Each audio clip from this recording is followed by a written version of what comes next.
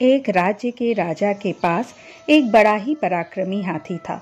युद्धों में उस पर ही बैठकर राजा ने तमाम राज्यों पर विजय पाई थी और अपने राज्य की सीमाओं का विस्तार किया था। उस हाथी को इस तरह प्रशिक्षण दिया गया था कि युद्ध में शत्रु पक्ष के सैनिकों को देखते ही वह उन पर टूट पड़ता और शत्रु अवाक रह जाते और पीछे हट जाते। एक तरह से कहें तो वह हाथी उस राजा के लिए युद्ध में तुरुप का इक्का था। एक ऐसा भी समय आया जब हाथी बूढ़ा हो गया।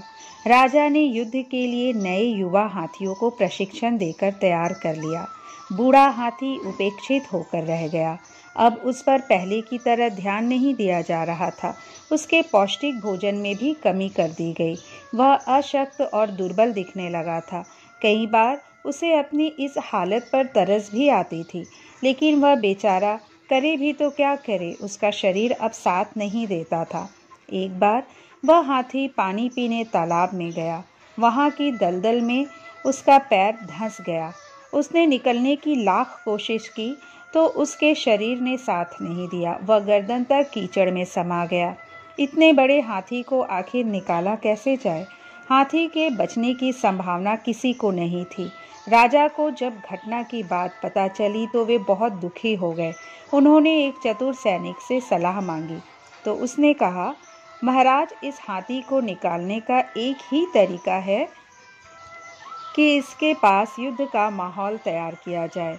युद्ध के वाद्य यंत्र मंगवाए गए, नगाड़े बजवाए गए और ऐसा माहौल बनाया गया कि शत्रुओं के सैनिक राज्य की ओर बढ़ रहे हैं।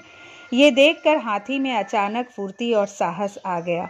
उसने जोर से चिंगाड़ लगाई और सैनिकों की ओर दौड़ने लगा। इसी प्रयास में वह बाहर आ गया। बड़ी मुश्किल से उस पर काबू किया जा सका। दोस्तों, हम सब चुनौतियों से पार पा लेने की क्षमता अपने अंदर चाहते हैं। कई लोग शारीरिक तौर पर बेहद कमज़ोर होते हैं, लेकिन वे अपने मजबूत मनोबल के दम पर कठिन से कठिन परिस्थितियों का मुकाबला सफलतापूर्वक करते हैं। कई लोग शारीरिक तौर पर मजबूत होते हुए भी परिस्थितियों के आगे घुटने टेक देते हैं। परिस्थितियों से पार नहीं पाते, परिस्थितियां उन पर हावी हो जाती है, उनका मनोबल दुर्बल हो जाता है। शारीरिक ताकत भी उसी का साथ देती है जिसके पास मनोबल होता है। कई बार हम मानसिक तौर पर कुछ परिस्थितियां स्वयं बना लेते हैं, उससे बचना चाहिए। दोस्तों, यदि ये प्रस्तुति अच्छी लगी तो इसे लाइक कर दीजिएगा। अगर इस चैनल को सब्सक्राइब नहीं किए हैं तो प्लीज़ सब्सक्राइब कर लीजिए। अगली बार एक नए वीडियो के साथ आपसे फिर मिलेंगे। नमस्कार।